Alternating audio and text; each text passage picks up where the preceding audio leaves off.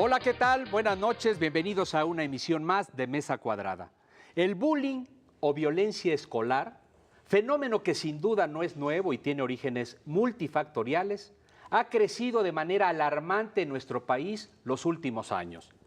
Los casos han obligado a autoridades, legisladores, maestros, padres de familia, alumnos y a la sociedad en general a tomar conciencia e impulsar acciones para solucionar este grave problema que cada vez se presenta con mayor violencia, lamentablemente. El sector educativo del país ha tomado medidas al respecto. El Congreso trabaja ya en el tema. La Comisión Nacional de Derechos Humanos lo ubica como un problema mayor. Nosotros, los medios de comunicación, tenemos una gran responsabilidad para evitar ser un factor que contribuya a alentar el bullying. Como cada semana, hoy nos acompañan Verónica Ortiz y José Ureñas. Bienvenidos, ¿cómo están? Buenas noches. Buenas noches. Pero también están con nosotros Trixia Valle, directora de la Fundación En Movimiento y experta en el tema del bullying, así como el senador Mario Delgado, presidente de la Comisión del Distrito Federal. Bienvenidos, buenas noches. Hola, Gustavo. Hola, ¿qué tal? Gracias, buenas noches. Antes de iniciar el análisis, lo invito a ver la nota que le hemos preparado sobre este tema. Marcados por el exceso de violencia, los últimos casos de bullying o acoso escolar registrados en el país encendieron todas las alertas. Autoridades educativas, legisladores, especialistas y padres de familia exploran ya medidas para controlarlo. Por definición, el bullying es el maltrato físico y o psicológico deliberado y constante que recibe un niño por parte de otro u otros. Es un comportamiento cruel con el objeto de someter y asustar hasta provocar la exclusión social de la víctima e incluso, en casos extremos, puede causar la muerte. Un estudio reciente de la Organización para la Cooperación y el Desarrollo Económicos coloca a México en el primer lugar a nivel mundial en casos de bullying en educación básica, con más de 18.7 millones de víctimas de primaria y secundaria, tanto en escuelas públicas como privadas. En sus países miembros, el 40% de estudiantes han sido víctimas de acoso, 25% de insultos y amenazas, 17% ha sido golpeado y 44% vivió un episodio de violencia verbal, psicológica o física, e incluso a través de redes sociales se vive el ciberbullying. El presidente Enrique Peña Nieto señaló que el combate al acoso escolar es un tema de gobierno e instruyó al secretario de Educación Pública a acelerar mecanismos para erradicarlo. El problema es la violencia, y la violencia no está en la escuela, la violencia está en el hogar, la violencia está en los medios. Entonces es un problema mucho más complejo y cuya respuesta no corresponde solo a la Secretaría de Educación. El pasado 2 de junio se puso en marcha la primera etapa del plan anti-bullying, que contempla 15 medidas concretas. Destacan entre ellas que todos los colegios dispongan de los protocolos Escuela Segura, lineamientos para la atención de la violencia y redes sociales. Asimismo, la Secretaría de Gobernación anunció una inversión de 166 millones de pesos en una estrategia conjunta con la SEP para combatir la violencia escolar.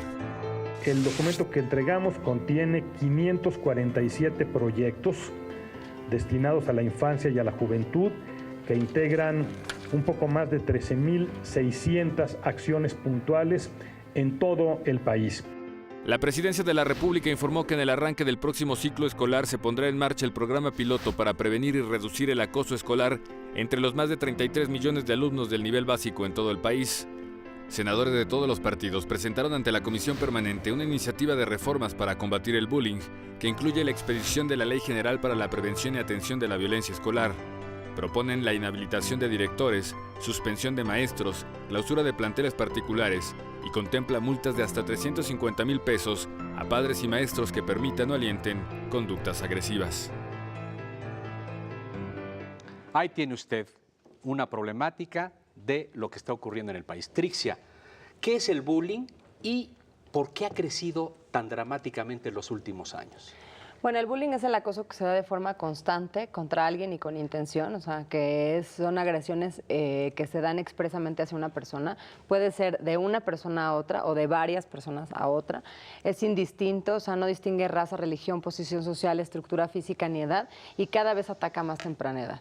Ahora, ¿por qué ha crecido? Bueno, hay 3 factores. El primero es que los medios alimentan la violencia y la sexualidad irresponsable, o sea, una forma de cosificar a las personas. Es decir, hay programas de televisión que incluso la diversión es atacar a otro, hacerle bromas muy pesadas.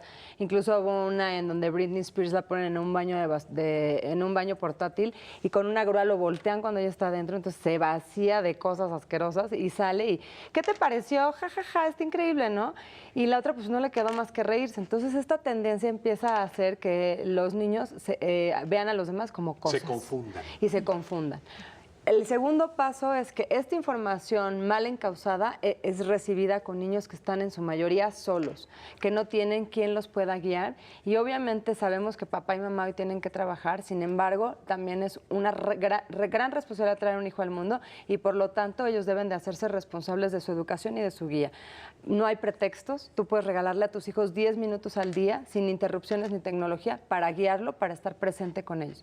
Y finalmente llegan a una escuela en donde desafortunadamente las reglas se han ablandado en pro de unos derechos humanos hacia los niños, en donde se ha exagerado en el tipo de cosas. O sea, hoy un maestro el único recurso que tiene es convencer al alumno de que se porte bien, pero no puede haber suspensiones, y esto no viene de ahorita, esto viene de administraciones pasadas que hicieron una laxedad total, una relajación total, influenciados por ideas radicales francesas, ¿no?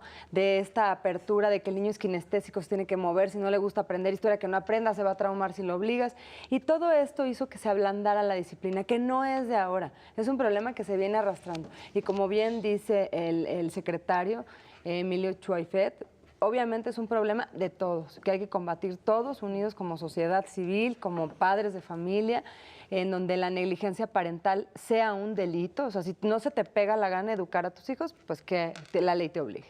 Mario, ¿en qué consiste el nuevo marco legal que se va a aplicar? Porque este problema, como ya lo vemos, es realmente dramático. Bueno, la problemática, primero que nada, lo que implicaría la ley, Gustavo, es que reconozcamos que sí tenemos este problema en el país. Porque durante los últimos años, con el crecimiento de la violencia que ha tenido México, nunca nos pusimos a pensar cuál iba a ser el impacto en esta generación de niños y de jóvenes. Entonces nos sorprende ahora voltear a las escuelas y ver cada vez más casos, cada vez más violentos. Y por fin ya hay un reconocimiento de que sí tenemos este problema. Las autoridades ya han planteado un programa, el propio presidente de la República se ha referido al tema y que se comprometió a atacarlo. Entonces, bueno, ¿qué falta ahora? Que tengamos una ley para que de ahí se deriven varias cosas. Por ejemplo, que tengamos un programa en cada escuela, de manera obligatoria, para mejorar la convivencia escolar, que los maestros tengan la preparación para manejar este tipo de situaciones, porque la verdad es que actualmente no lo tienen, y por eso casi siempre en los temas de bullying lo que prevalece es el silencio o la simulación. Y también pues poner algunas obligaciones para los padres de familia, como lo decía muy bien Trixia. La verdad es que hay un abandono. A veces pensamos los padres de familia que cumplimos con la educación de nuestros hijos cuando vamos y los dejamos en la escuela. Pero hay que hacer mucho más que eso. Y es tal el fenómeno de la violencia en nuestro país, Gustavo, que tenemos que hacer un esfuerzo similar en nuestras familias y en las escuelas para evitar que estos niños crezcan pensando que la violencia es la forma natural de convivencia, para que no nos acostumbremos a la violencia. La reacción debe ser de tal tamaño en proporción a lo que ha sufrido nuestro país. Entonces, qué bueno, yo digo que la violencia escolar, el acoso escolar, es la violencia menos comprendida en nuestro país. Pero qué bueno que ya está sobre la mesa, que ya estemos discutiendo cuáles son los mejores programas, cuáles son las mejores políticas, cómo podríamos hacer para tener mayor eficacia en mejorar la convivencia en nuestras escuelas. Y eso nos va a llevar, sin duda, a que mejoremos lo que está pasando en todo el país. Y, bueno, en el Congreso hay senadores, senadoras, diputados, diputadas que han trabajado desde hace mucho tiempo en este tema y que pues nos pusimos de acuerdo y dijimos, bueno, vamos a presentar una sola iniciativa. Y fue lo que se hizo en la comisión permanente. Por su parte, la Cámara de Diputados también hizo un trabajo similar. Y ayer hicimos el compromiso, pues de que en la semana pasada, de que vamos a trabajar en conjunto para tener una sola iniciativa. Vamos a hacer una breve pausa, regresamos rápidamente con usted porque pues este es un tema que a todos nos compete y todos como sociedad debemos de poner un granito de arena para resolverlo lo más pronto posible.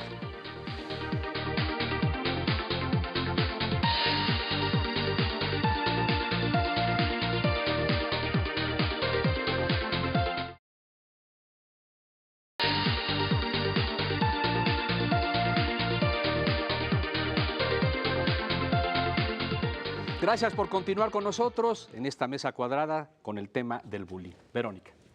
Sí, me parece muy pertinente ahorita las acciones que se están tomando. Hablamos de esta iniciativa conjunta que creo que una de las claves para que verdaderamente sea exitosa es lo que menciona Mario, que se junten las fracciones, diferentes fracciones de los grupos parlamentarios para hacer frente común ante esta situación y además de la actuación del gobierno federal. Pero yo quisiera hablar del tema que ya tenemos entre manos, porque los procesos legislativos pues de suyo toman tiempo y la implementación de estas acciones se va a llevar tiempo, pero tenemos un problema ya encima. ¿Qué hacemos con la violencia que tenemos ya en este momento? El caso, pues digamos, más emblemático fue de este pequeño que hace unas semanas lo mataron, ¿no? O murió víctima del acoso escolar en Tamaulipas. ¿Qué hacemos? Hay un diagnóstico, digamos, bien puntual, qué es lo que está pasando a nivel nacional y qué acciones se pueden tomar de manera inmediata en el sentido de hacer responsables a alguien, porque hablamos de la sanción digamos, a la maestra que estaba ahí o a la supervisora, pero no hablamos justamente de qué sanciones se le pueden imponer a los propios niños que intervinieron, a los papás, digamos, y a las autoridades, ¿no? En conjunto. Entonces, mi pregunta sería, ¿qué hacemos en este momento con el problema que tenemos? Bueno, datos no hay, porque como no reconocíamos el fenómeno, no lo medimos de manera sistemática para poder evaluar cómo va evolucionando, en qué zonas del país está dando, qué características tienen las escuelas o qué características tienen las ciudades, los barrios o colonias, para tratar de encontrar una explicación mejor a este fenómeno. No existen. Parte de lo que señala la ley es que se empiece a medir y se empiecen a generar estadísticas y además haya un observatorio ciudadano donde participen padres de familia, maestros, organizaciones que han trabajado mucho tiempo en esto, como la de Trixia Valle, y que estemos observando el fenómeno para ver su evolución. Lo que hay tienes encuestas aisladas o de repente un dato que surge por aquí y por allá, pero como no tienes una metodología, a veces es muy confusa la información. Y eso es algo que necesitamos resolver. A ver, buscar culpables. El caso del niño de Tamaulipas es muy emblemático. Después de que sucede esta desgracia, casi todo el debate gira en torno a la búsqueda de culpables. No los vamos a encontrar. Por varias razones, ¿no? Porque no hay la legislación, porque realmente los maestros no tenían la preparación. O sea, puedes encontrar 1000 pretextos, pero creo que lo más importante, por ejemplo, nadie habla de qué hacer con los niños que participaron directamente. Sí, exactamente. Y qué hacer con todos los testigos que estuvieron ahí y con esa comunidad escolar. El gran debate debería ser cómo cambiamos las condiciones en las que está esa comunidad escolar y que hubiera una intervención que tiene que ver con sus familias también, que tiene que ver con ellos directamente y con los maestros. Y seguramente el tema de la búsqueda de culpables debe seguir. Yo no estoy diciendo que no lo hagamos, ¿no? Pero a mí me interesa también qué va a pasar con esa comunidad escolar para que no vuelva a suceder, para que no vuelva a ocurrir. Ve el mensaje que estamos mandando. Los maestros del país ven ese evento y ven que los maestros se van a la cárcel. ¿Tú crees que en estos momentos, si hay ese tipo de fenómenos en tu escuela, en tu salón, vas a querer intervenir? No, al contrario, vas a tapar y lo que estás haciendo es incubando y acelerando el proceso de deterioro de la convivencia escolar. Entonces, ¿qué dice la ley? Pongamos reglas, pongamos responsabilidades y obligaciones y acompañado de eso, tengamos sanciones. Trixia.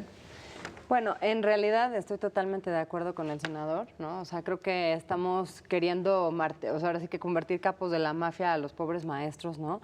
Que no es cosa de la SEP, vuelvo a repetir, pero derechos humanos ha hecho que, vamos a decir, la maestra les dijo, déjenlo en paz, se volteó, siguió firmando, y en eso no la pelaron, lo aventaron, porque eso fue lo que realmente sucedió.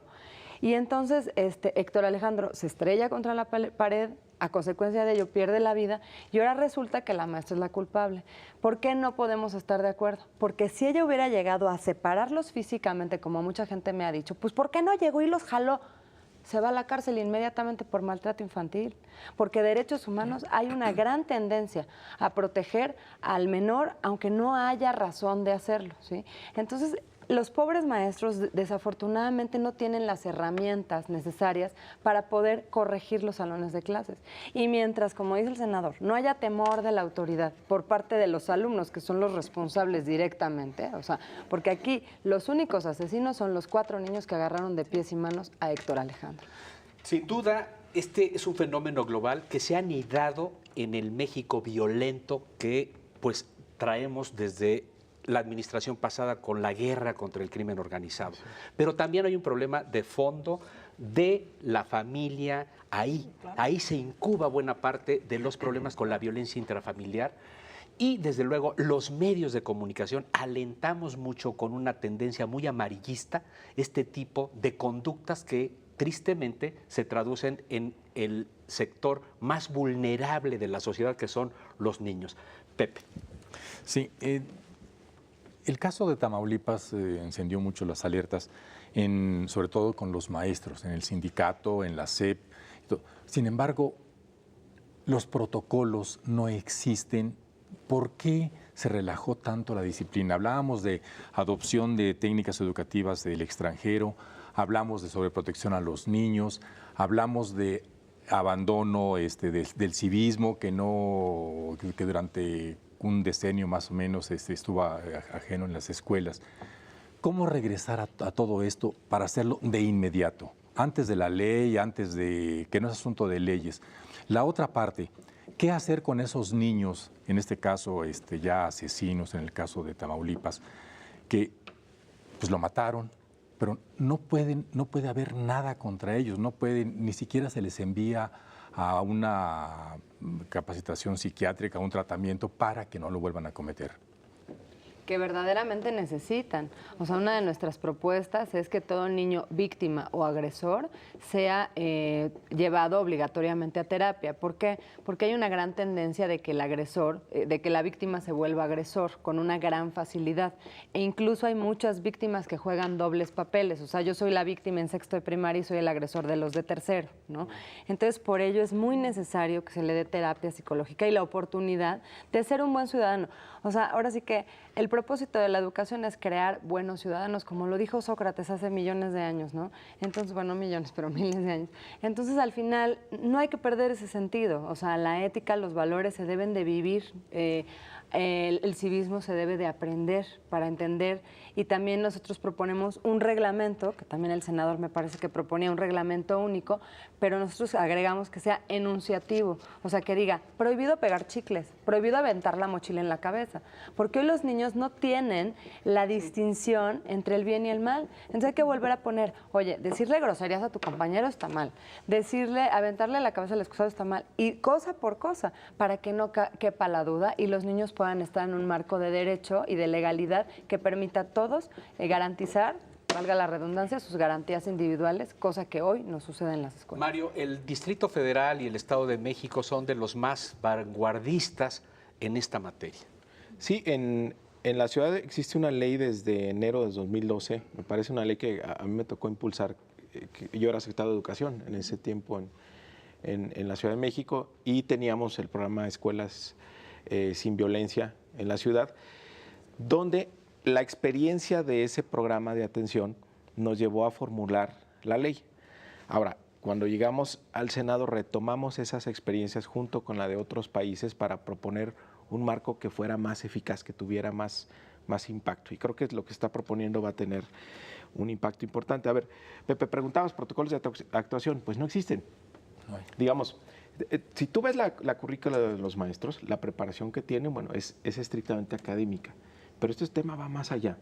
Es manejo de emociones, son valores, es convivencia, y esa es la parte que le debemos de entrar. La verdad es que nuestro sistema educativo ha ignorado como la parte emocional de los niños. Y pues no solo somos razón, también somos emoción. Ahora, esa convivencia es la que se está deteriorando mucho porque se está deteriorando en el país. Hagamos una pequeña reflexión. Pongámonos en los zapatos de un niño de 8 años. Díganme, ¿qué ve? ¿Qué ve en la televisión?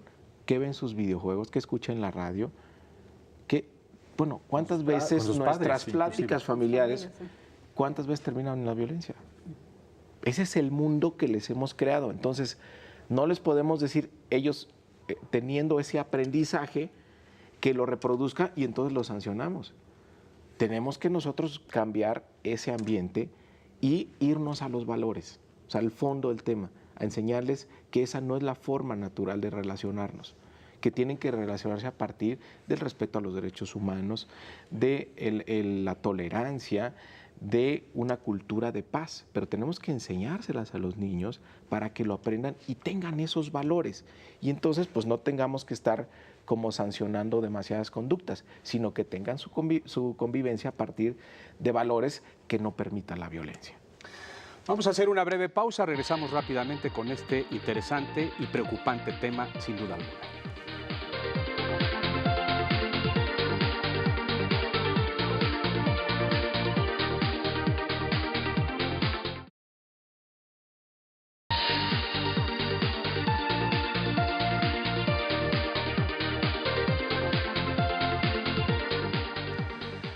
Regresamos en esta interesante y preocupante mesa sobre el análisis del bullying. Verónica. Sí, mira, hablaba Mario en el segmento primero de buscar culpables. Me parece que no debe de ser, o que el mensaje no debe de ser buscar culpables, estoy de acuerdo, pero sí debe de ser buscar responsables y no caer en una especie de impunidad colectiva, es decir, que vamos a analizar y entonces vamos a ver cómo mejoramos cuando tienes casos tan dramáticos. Y te pongo dos cosas. Una que menciona Trixia, que me parece la responsabilidad como padres, lo mencionaba también el secretario de Educación, o sea, esto va más allá de las escuelas, lo decíamos, estamos en un ambiente de violencia intrafamiliar, de violencia fuera de las casas, de violencia en el país, o sea, eso no lo podemos, digamos, evadir.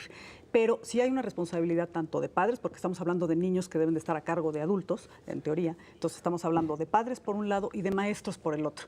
Bien dice el dicho que la palabra convence, pero el ejemplo arrastra. Entonces, si tú tienes a niños que están viendo a maestros que se manifiestan y, digamos, hacen destrozos en las calles, a maestros que hacen plantones, a maestros que agreden a otros lugares, a maestros o potenciales maestros que roban exámenes, digamos, que hacen trampa, ¿qué hacemos? O sea, yo entiendo que puede ser un tema difícil de procesar, hablabas de que no había protocolos, hablaba Pepe de que los sindicatos no tienen esas armas, pero tampoco podemos eludir esa responsabilidad, o sea, ¿qué hacemos en ese sentido? Yo creo que sí hay ahí, digamos, una clara motivo para que no quede en la impunidad esto, ¿no? No, totalmente de acuerdo, totalmente. Bueno, y eso, digamos, estos comportamientos de los maestros quedan fuera de este ámbito. Tienen que tener otro tipo de regulación y sanción, y bueno, que algo se avanzó en eso en la reforma educativa. La reforma educativa va a ser muy eficaz para sacar a los maestros que no deben estar frente al salón de clases.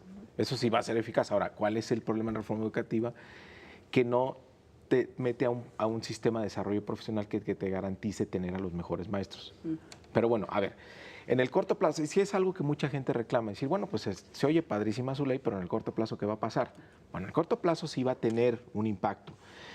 Quitar el miedo a hablar de esto es una gran ventaja. O sea, que el maestro diga, a ver, aquí tenemos un problema en mi salón, en esta escuela, lo empezamos a registrar y aplicamos el programa obligatorio. Tiene que haber un programa obligatorio derivado de la ley, tiene que haber capacitación obligatoria derivada de la ley.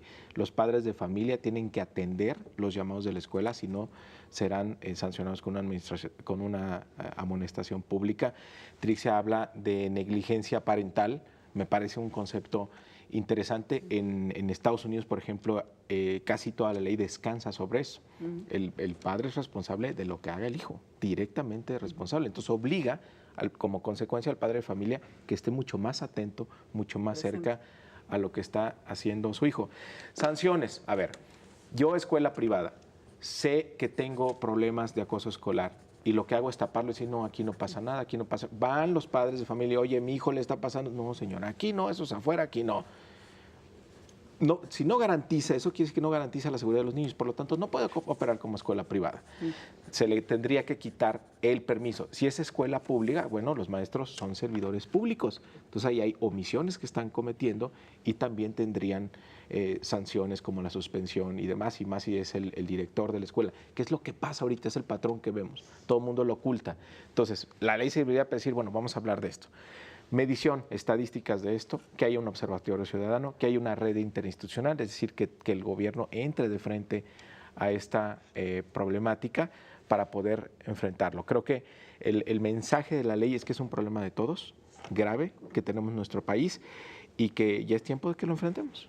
Trixia, tú y yo tenemos analizando este tema más de 5 años. ¿Qué hacer ahora ante esta coyuntura?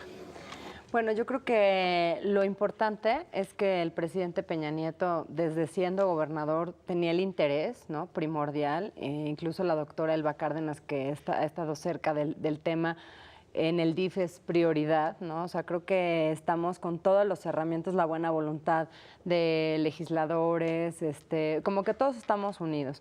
O sea, el tema, como bien dices, Gustavo, no es nuevo, hemos empujado hacia él, o sea, hemos buscado las alternativas y como dice el senador, yo creo que debe de haber sanciones siempre y cuando se acompañe de medidas educativas, o sea, que la escuela pueda hacer algo, porque si el papá va y yo no puedo hacerle nada al niño, porque si no me va a llegar derechos humanos, me van a clausurar la escuela, me van a poner una demanda, pues la verdad está muy difícil que yo pueda poner disciplina. Sin embargo, si esas sanciones vienen acompañadas de un empoderamiento a los maestros, y bueno, ahora sí que sobre tu comentario, sí sé que hay maestros malos, pero yo elijo pensar que todos quieren ser buenos y que con este cambio en la reforma educativa se va a hacer una limpia, ¿no? O sea, de gente que no tiene nada que hacer ahí, que no tiene ninguna labor, y que volvamos realmente como Japón, ¿no? O sea, el emperador a la única persona que le hace reverencia es a su maestro.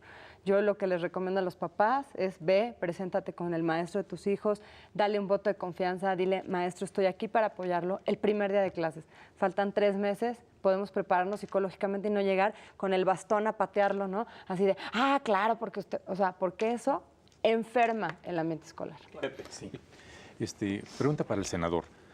Mario, cuando fuiste secretario de Educación Pública, de acuerdo a tu experiencia, ¿es posible que a las agrupaciones de padres sean tutelares, vigilen, se garanticen el respeto a los derechos humanos de los niños? 1. Y 2, hablabas de la experiencia estadounidense. ¿También viene en la ley la idea de hacer corresponsables a los padres de los actos de los niños en las escuelas? Sí, bueno, la experiencia del DF nos arrojó es que sí puedes llegar a intervenir en la escuela de manera generalizada y cambiar los hábitos de convivencia con el involucramiento de los padres de familia. Y nos tocó también muchos niños que habían sido víctimas. Y la verdad es que veíamos una transformación muy, muy, muy interesante. Tenías niños que ya no querían ni hablar, te complicaba mucho incluso la comunicación, pero teníamos ahí gente muy capacitada. Trixia también hace muy bien ese trabajo en su organización. Y les vuelves al niño su confianza, ¿no? Con su autoestima y lo preparas pues ya para cualquier escenario. Normalmente los padres de familia tienden a cambiar de escuela a sus hijos, pero si no los empoderas a ellos, pues pueden ser víctimas de bullying en cualquier otra escuela. Entonces es un tema de ir con los niños. Y me decías también de si viene en la ley, en el proyecto de ley que están elaborando, si viene la idea de ser corresponsables. ¿Sí? Totalmente corresponsables. Por ejemplo, en el caso del ciberbullying, bueno, se abre en el Código Penal para que exista esa figura y hacemos responsable al padre. Claro que sí, estamos impulsando. Por último, quisiera que hagamos una reflexión. Le costó mucha sangre en nuestro país, le costó muchos muertos, muchas familias mutiladas a este país para entender que existían las víctimas, que era un país de víctimas y que necesitábamos una ley para proteger y reconocer a las víctimas. Guardando toda proporción, creo que estamos en deuda con la niñez y darles una ley que los proteja de tener violencia en las escuelas. Creo que de ese tamaño es el reto y eso es lo que tenemos que hacer. Pues ahí tiene usted un tema realmente preocupante, que alarma, que no es nuevo, que es multifactorial, pero donde la raíz del problema está en el hogar, en los padres de familia, en la violencia intrafamiliar, por un lado. En segundo lugar, desde luego, en la responsabilidad de los medios de comunicación que nosotros tenemos, que muchas veces, pues, maximizamos y hacemos una alegoría de la violencia, y esto, en este sector tan vulnerable, genera este tipo de reacciones, lamentablemente. Y en tercer lugar, pues el entorno de violencia que lamentablemente vive el país por esta guerra contra el crimen organizado que se desató desde la administración pasada. Es una responsabilidad compartida que todos, como sociedad, tenemos para tratar de resolver lo más pronto posible. Gracias por su atención, gracias a todos, buenas noches. Buenas noches. Lo esperamos la próxima semana.